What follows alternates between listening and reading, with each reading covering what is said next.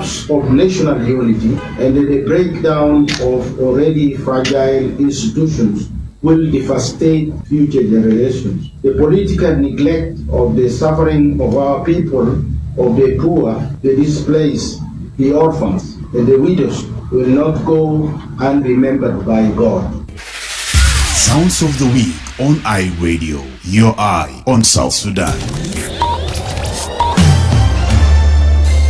Live from Juba, on air and online.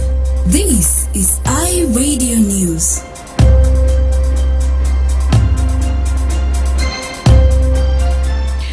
Hello, this is iRadio News. First, here are the headlines.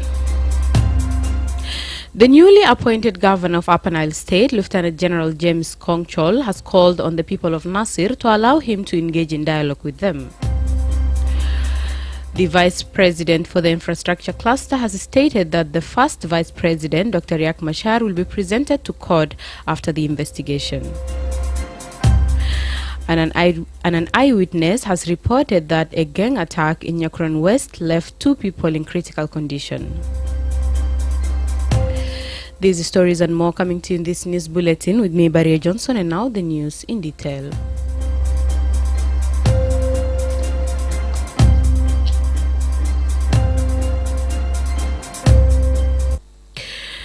The newly appointed governor of Upper Nile State, Lieutenant General James Kongchol, has called on the people of Nasir to allow him to engage in dialogue with them.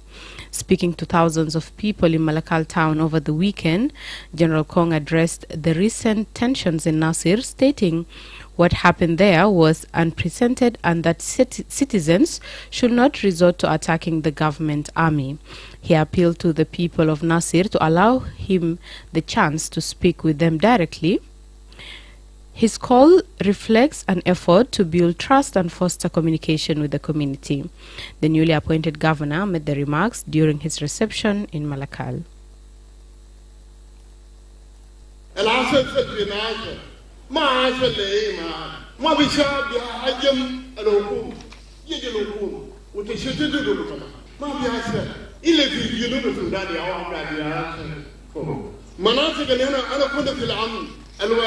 الكارنتيز دائما اللي عنده سبورت اللي عنده مشاكل ده ناصر وتوي ده المناطق اللي يمين لنا عارفين ولكن انا بين المناطق كان في ناصر وفي مناطق الثانيه انه الليبر ادينا في فرصه بتاع كلام نتكلم مع حتى لو مشينا شاكل بكره كلامنا المشين اللي نفذوا بكره ده حاجه اللي هنا من التفق مع ديو دبر جوانا وعذاب انا بشكر لانه هم السبب ولا يكافئ وكده حصل مشاكل في ناس وكان معي انا كنا سوا وده هنا قاعدين في بيتنا ويعني ما في يوم حتى السنوات كده نحن بنقعد. The Vice President for Infrastructure Cluster has stated that the first Vice President, Dr. Riek Machar, will be presented to court after the investigation. Tabandeng, who made the remarks on Saturday during the Ramadan break in Juba, said that Dr. Machar will have the right to be presented by a lawyer, either from South Sudan or abroad. He confirmed that the first Vice President is currently under house arrest and all charges against him will be made public in due course. Taban also assured the public that Dr. Machar has not been harmed and that his rights will be respected in accordance with legal procedures. He emphasized that Dr. Machar's treatment is in line with the law and due process. النائب الأول الدكتور ريك مشار وضع في حبس منزلي وسيتم إعلان التهم الموجه ضده. التهم دي بنقول لكم إيتكم الجمهور. أنا التهم اللي وجهه للنائب الأول رئيس الجمهورية كذا كذا كذا عشان كل دول فيكم برضه يشوف ده إذا جريمة ولا ما جريمة. والنائب الأول يمشي للتعبير. لو مشى للتعبير التعبير برضه بيثبت ده جريمة ولا ما جريمة. بعدها لو ثبت ده في جريمة بيستحق المحاكمة هو بيمشي لمحكمة قانونية شفافة عادلة وهيكون له حق الدفاع. هيكون له حق الدفاع لنفسه يجيب له مهمين من جنوب السودان أو يتخارج جنوب السودان. لأن ده حقه. نحن كلنا ما في زول فوق القانون. من رئيس الجمهورية للنائب الأول ما في زول فوق القانون. نحن كلنا تحت القانون. لو نائب الرئيس أخطأ بيوضع للإجراءات القانونية. هذا ما تم. هو ما جاء أي مكروه، ما في زول أساو، هو محترم في بيته حسب الإجراءات القانونية. Guy revealed that the House arrest of the first Vice President, Dr. Machar, does not mean the arrest of the peace agreement. الحبس المنزلي لنائب الأول للجمهورية لا يعني حبس الاتفاقية. اتفاقية ما سجلوا.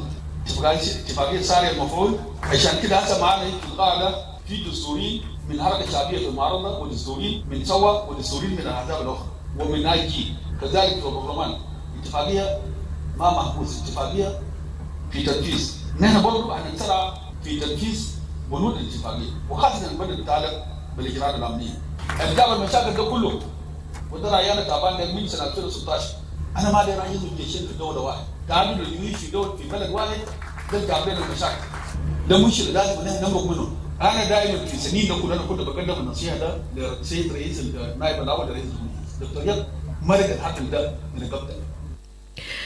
Last week, government spokesperson Michael McQuay confirmed the House arrest of first Vice President Dr. Machar, pending an investigation against him over accusations that he stated his forces to fight the government. An eyewitness has reported that a gang attack in Nyokron West left 2 people in critical condition. One of the victims, Simon Ragg, described the frightening incident where he and others were attacked by a large group over the weekend. 4 other victims are now seeking hospital care. Ragg said the attack occurred around 8 p.m. on Saturday at a shop they regularly visited. During the assault, he was struck on the head with a machete, and his wallet containing $1,700 and his phone were stolen. He is now hospitalized at Morobo Clinic with severe dizziness and a significant head injury. Both Ragg and the shopkeeper are in critical condition, while the other victims are in stable condition. Ragg also mentioned that although the attackers were arrested, they were released the following morning. He spoke to iRadio this morning from Morobo Clinic in Nyokron West, Juba. We always sit at a shop in Nyokron West for a man called Surolo. While we were seated there, some youth came in a big number and they started attacking us and took our phones, and they searched the shop too. They attacked me with machetes in my head, and they searched my pocket and took my wallet with $1,700 in it and my phone. So it was a horrible situation, and I'm now at a Morobo hospital. I'm admitted there. My health is somehow. I'm having a serious dizziness. I think because of the bleeding. Because the blood that I lost is a lot. The injury is in my head condition because they cut us in our head with machetes. But the remaining 4 people are somehow okay, because we were 6 people who fell victim of gang attack. I was told yesterday that they were arrested, but this morning they were released.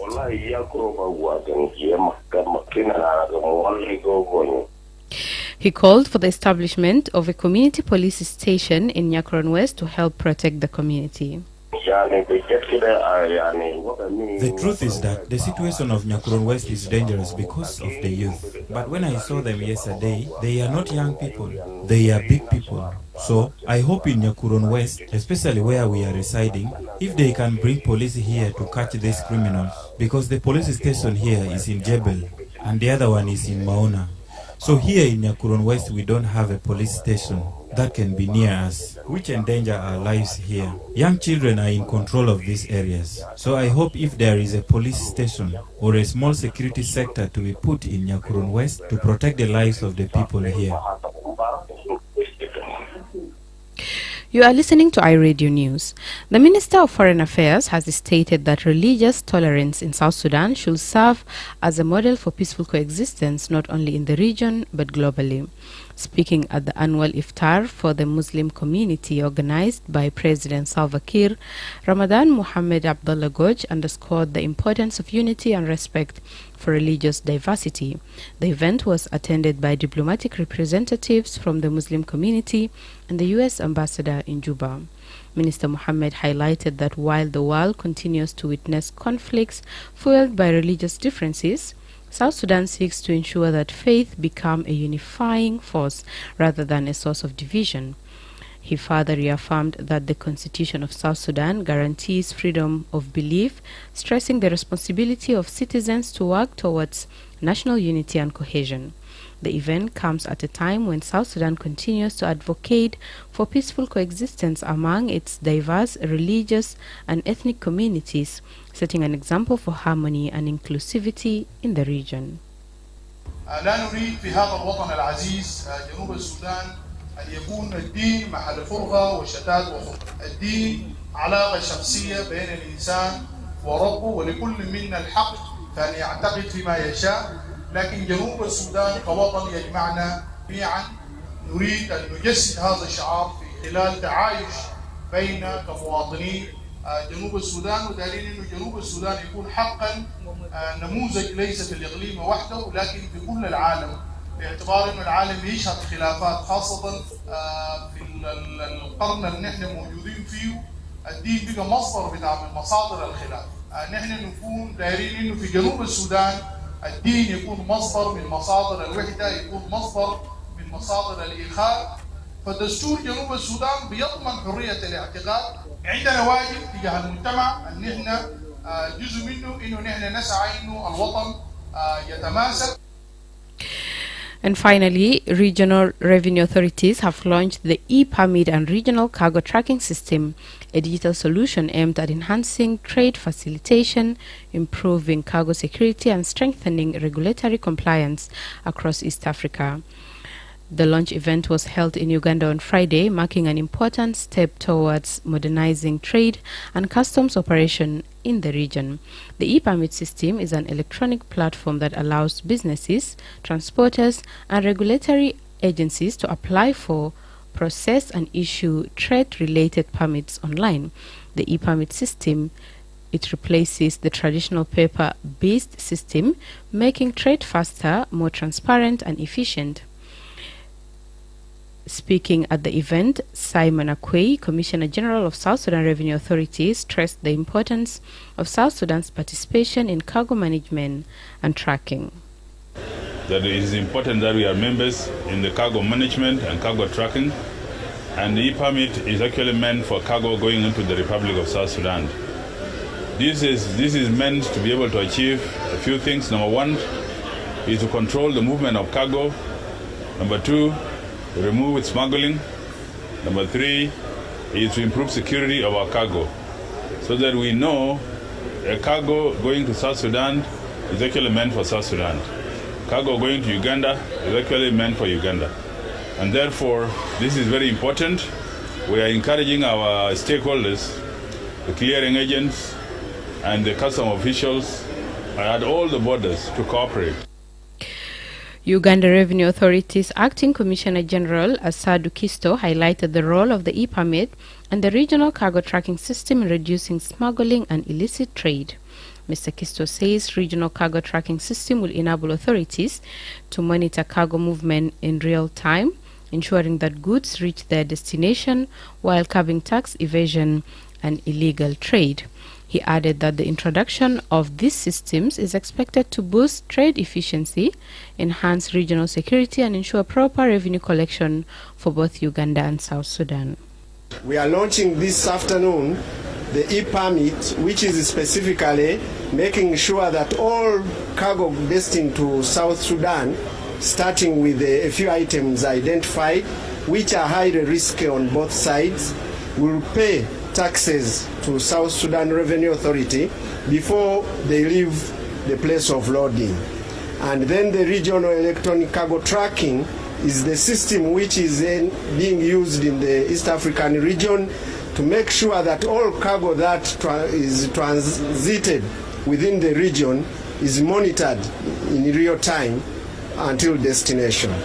This is very important for both of us as revenue authorities in ensuring that, one, we facilitate legitimate trade. Secondly, we also ensure that our governments get the due revenue on those goods.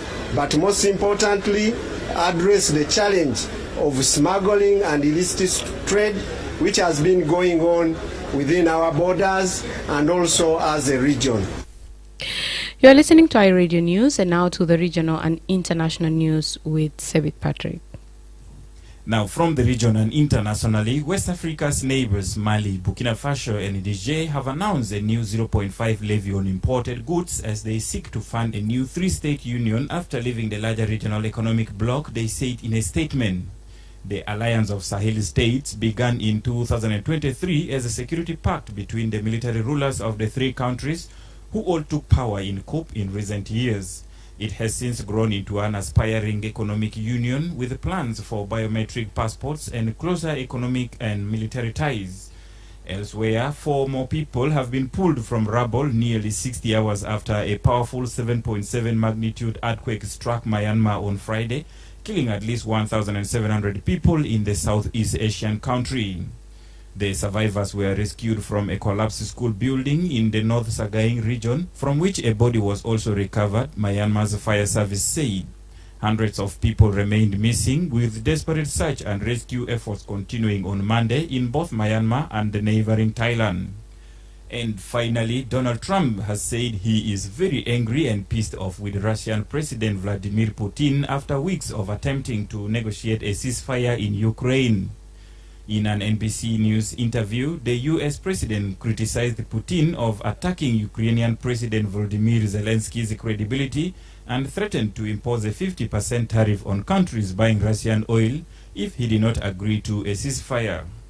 Last week, Putin suggested the possibility of a UN-run government in Ukraine to organize new elections and then begin peace talks. Well, that's it from the region and internationally. Thanks, Sebit. And now to the sports news with Nyadong William.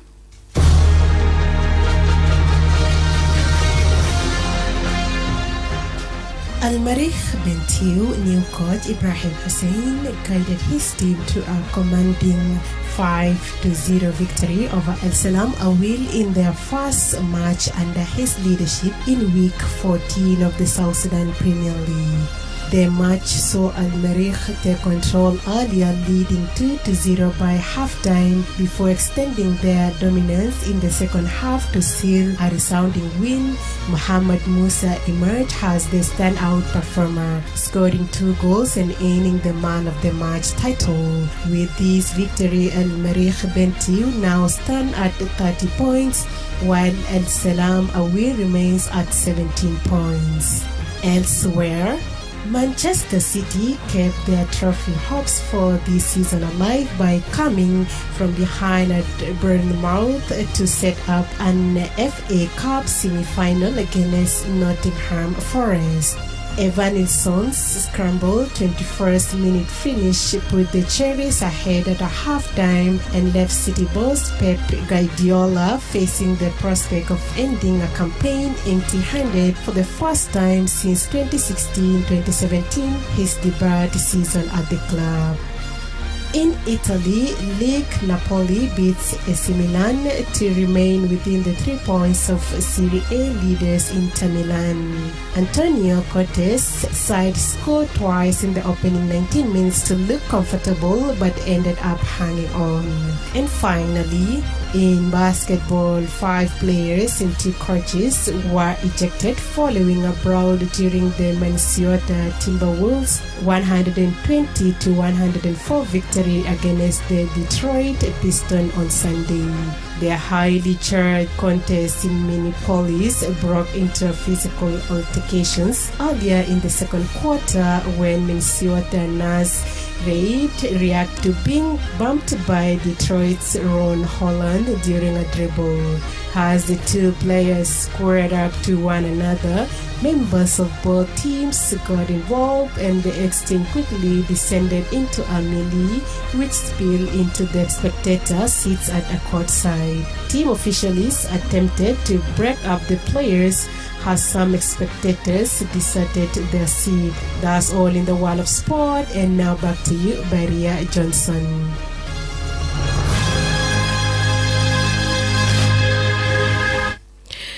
This is iRadio News, and to end this bulletin, here are the headlines once again. The newly appointed governor of Upper Nile State, Lieutenant General James Kongchol, has called on the people of Nasir to allow him to engage in dialogue with them. The Vice President for Infrastructure Cluster has stated that first Vice President Dr. Riek Machar will be presented to court after the investigation. And an eyewitness has reported that a gang attack in Nyokron West left 2 people in critical condition.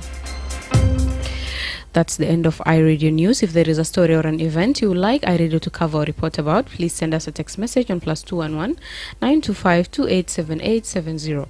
It's also our WhatsApp number. Follow us on X at iRadio Juba, like our Facebook page, iRadio. Subscribe to our YouTube channel at iRadio South.